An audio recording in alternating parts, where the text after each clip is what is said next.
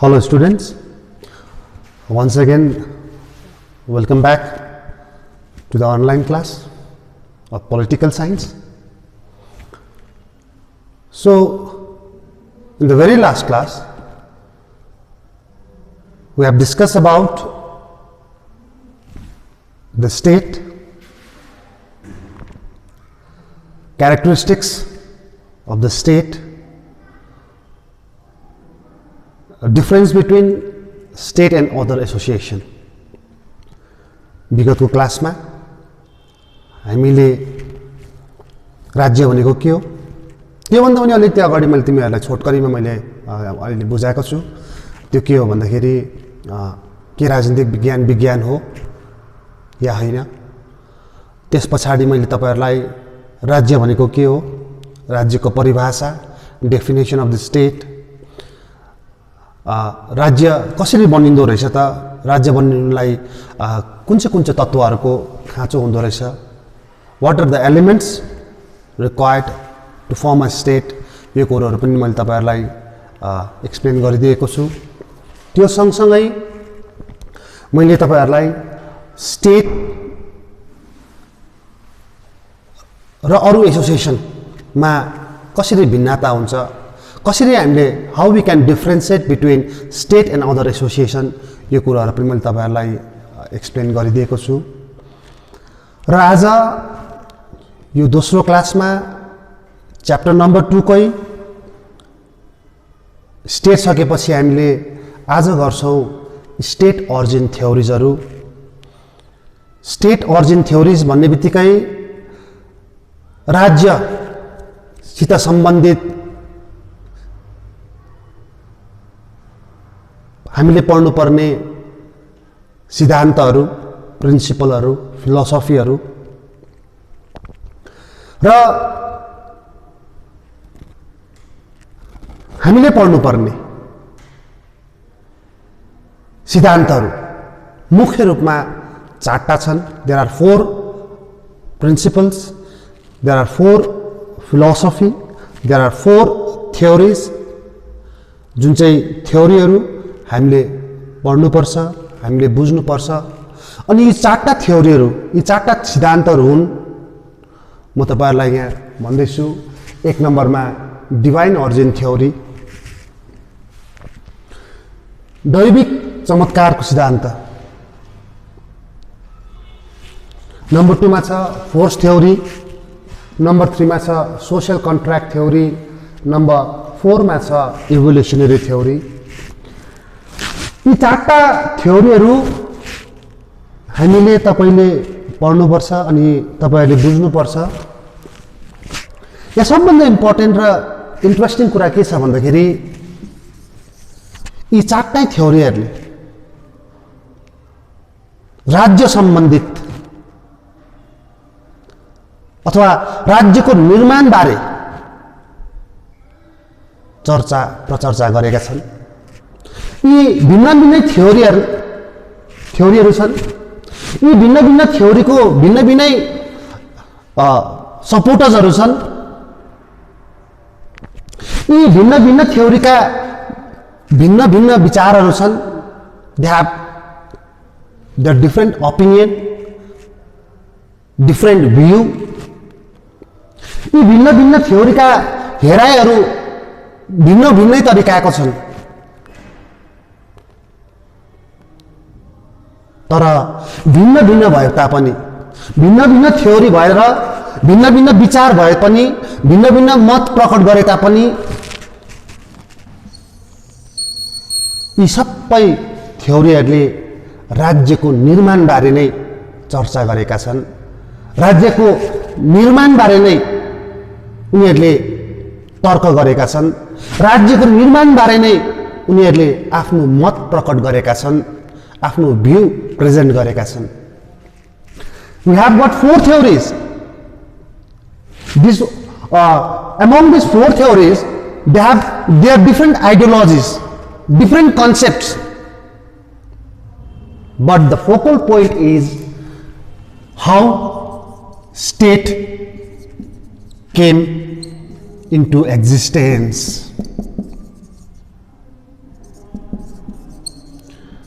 राज्य चाहिँ निर्माण कसरी चाहिँ भयो, यो कुरोमा उनीहरूले आफ्नो आफ्नो मत प्रकट गरेका छन्। राम्रो सुन्नु है, राम्रो बुझ्नु। मैले फेरि पनि भन्दैछु, हाम्रोमा 4टा थ्योरीहरू छ। 4टा थ्योरीको आफ्नो आफ्नो आइडियोलोजी छ, आफ्नो आफ्नो प्रिन्सिपल छ, आफ्नो आफ्नो थट छ, आफ्नो आफ्नो हेराइ छ, आफ्नो आफ्नो विचार छ, आफ्नो आफ्नो मत छ।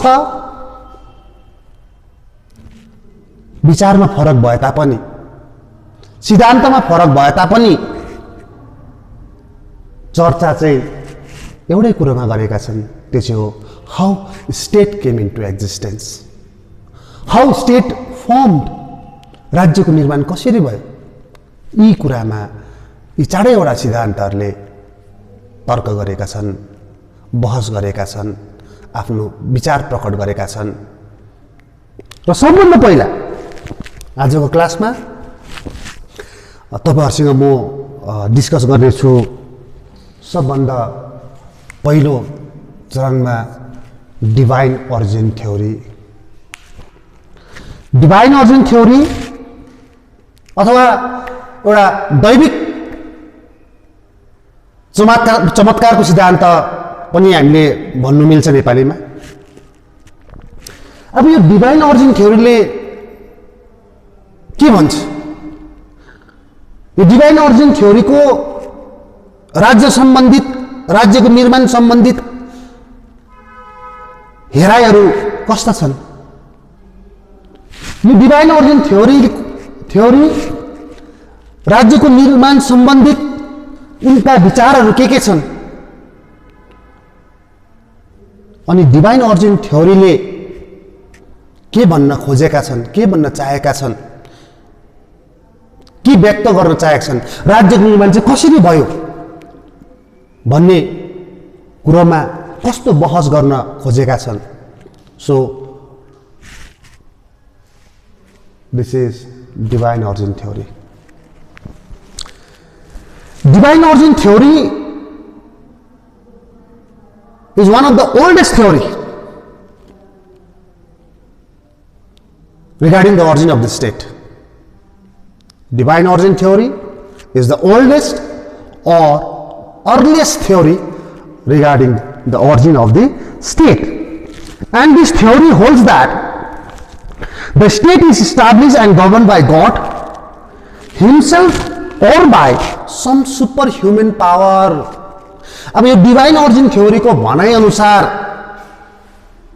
The state is govern by God, राज्य चाहिँ ईश्वरले चलाउँछन् अरे अथवा केही सुपर ह्युमन पावरले चलाउँछ अरे।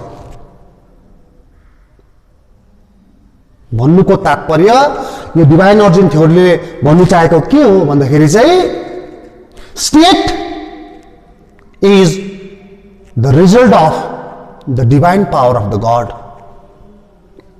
डिभाइन ओरिजिन थ्योरी को भनाइ अनुसार राज्य स्टेट ईश्वरले सृष्टि गरेका हुन्, ईश्वरले बनाएका हुन्। अनि ईश्वरले नै राज्यलाई डाइरेक्टली अथवा इनडाइरेक्टली के गर्छ? रुल गर्छ। हेर्नुस् है, डिभाइन ओरिजिन थ्योरीले भन्दैछ state is the result of the divine power. ईश्वरको चमत्कारले गर्दाखेरि, ईश्वरको शक्तिले गर्दाखेरि, भगवानको शक्तिले गर्दाखेरि चाहिँ यो राज्यको निर्माण भएको। अब ईश्वरको शक्तिले गर्दा यो राज्य निर्माण भएपछि चाहिँ ईश्वरले नै डाइरेक्टली प्रत्यक्ष अथवा अप्रत्यक्ष रूपमा राज्यमाथि के गर्छ? रुल गर्छ भन्दैछ। बुझ्नुपर्छ तपाईले कुरा as per divine origin theory. अब डिभाइन ओरिजिन थ्योरी को भनाइ अनुसार state is the result of the divine power. In the divine origin theory, it has been stated that the God marches on the earth. ईश्वर पृथ्वीमा आउँछन् अरे. ईश्वर पृथ्वीमा आएपछि एकजना व्यक्तिलाई राजा बनाउँछन् अरे. अब राजा बनाएपछि त्यो राजाले जनसाधारणमाथि नियम कानुन बनाउँछन् अरे. जनसाधारणमाथि नियम कानुन बनाएपछि त्यो राजाले जनसाधारणमाथि शासन गर्छन् अरे, as per divine origin theory.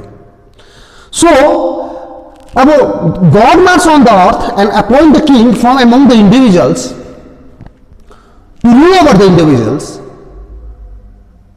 and right, to rule over the individuals. अब कुनै पनि जनताको प्रश्नको उत्तर कहिले कहिले पनि राजा हुँदैन रे। That king is not answerable to the people, because at the same time that king is only answerable to the Almighty God, because here the king is the agent of God. So according to divine origin theory, state is a result of the divine power. State is not created by applying force. State was not created by applying force. शक्ति प्रयोग गरेर राज्यको निर्माण भएको होइन रे। Neither it was created by the social contract among the people.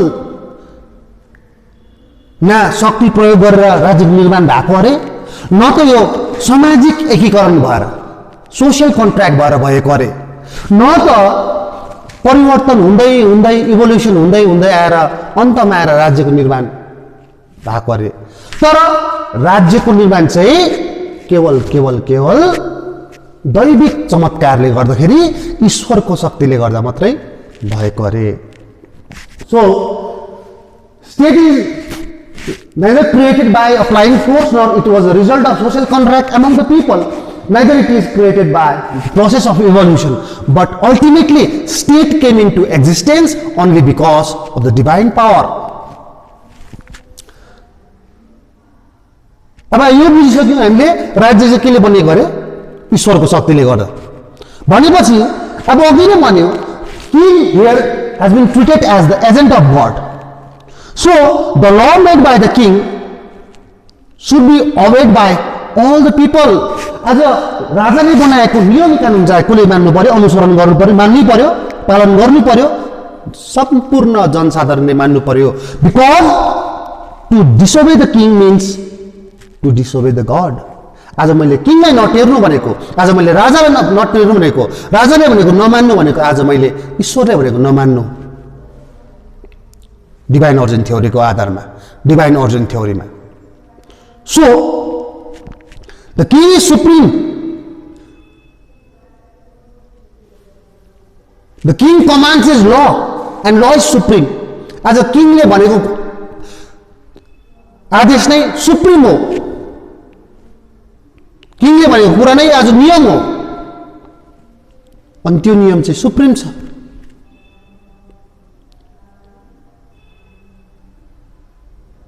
So divine origin थ्योरीले भनेको छ ईश्वरको राज्यको निर्माण चाहिँ ईश्वरको शक्तिले गर्दा भएको अरे, राज्यको निर्माण चाहिँ ईश्वरको शक्तिले गरेको ईश्वरको शक्तिले गर्दा भएको भएपछि चाहिँ ईश्वरले राजालाई नियुक्त गर्छ अरे, राजाले जनसाधारणमाथि के गर्छ अरे, शासन गर्छ। अनि त्यो जनसाधारणहरूले सोधेको प्रश्नको उत्तर कहिले कहिले पनि राजाले दिँदैन अरे, कहिले कहिले दिँदैन अरे। किन भन्दाखेरि चाहिँ राजा चाहिँ केवल केवल केवल उत्तरदायी चाहिँ को प्रति मात्रै हुन्छ अरे, आन्सरेबल चाहिँ को प्रति मात्रै हुन्छ अरे, only in front of the God. किन हुन्छ अरे भन्दाखेरि चाहिँ राजा has been treated as the agent of God, ईश्वरको ऊ एजेन्ट भएको कारणले गर्दाखेरि जनसाधारणमाथि चाहिँ ऊ के हुँदैन अरे, जनसाधारणमाथि चाहिँ ऊ उत्तरदायी हुँदैन अरे। आज राजाले बनेको नियम कानुनलाई प्रत्येक जनसाधारणले, प्रत्येक जनमानसले मानेको हुनुपर्छ अरे। आज जनताले राजाले भनेको नमान्नु, ईश्वरले भनेको नमान्नु बुझिन्छ अरे।